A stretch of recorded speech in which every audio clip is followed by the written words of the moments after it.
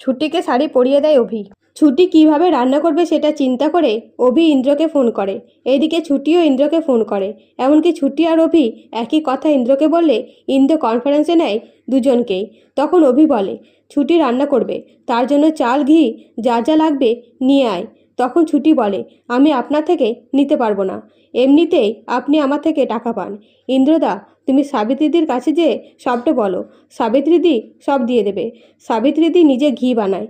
তখন ইন্দ্র সাবিত্রীর কাছে যায় এবং সাবিত্রীকে সবটা বললে সাবিত্রী বলে উকিল ছেলেটার জন্য ছুটির রাতে বিপদ। এই বলে হাঁড়ি চাল সব ইন্দ্রকে দেয় আর ঘি ইন্দ্রকে বলে নিজেই নিয়ে নিতে। তখন ইন্দ্র অভির সাথে কথা বলতে বলতে ঘিয়ের পরিবর্তে ঘি বানানো জিনিস নিয়ে চলে যায়। এদিকে ঝুমকি ছুটির কথা শুনে মেন গেটে ঈশাকে সাথে নিয়ে ইন্দ্রের জন্য অপেক্ষা করে।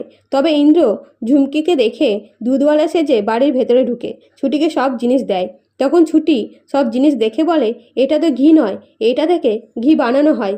সেই সময় ঠাম্মি বলে আমি একটার সময় খাবার খাবো আর 15 মিনিট আছে।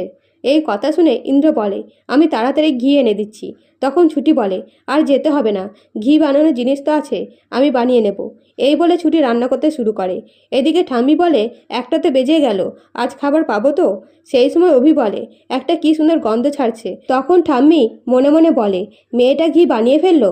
তখন ছুটি এসে বলে ঠাম্মি আপনি তো গুরুজন, আগে আপনি খেয়ে দেখুন ঘি ভাত ঠিকমতো হয়েছে কিনা।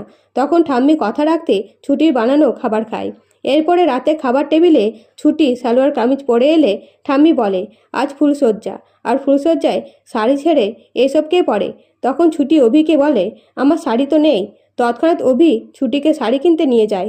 তো বন্ধুরা, ভিডিওটা ভালো লাগলে লাইক করবেন। ধন্যবাদ।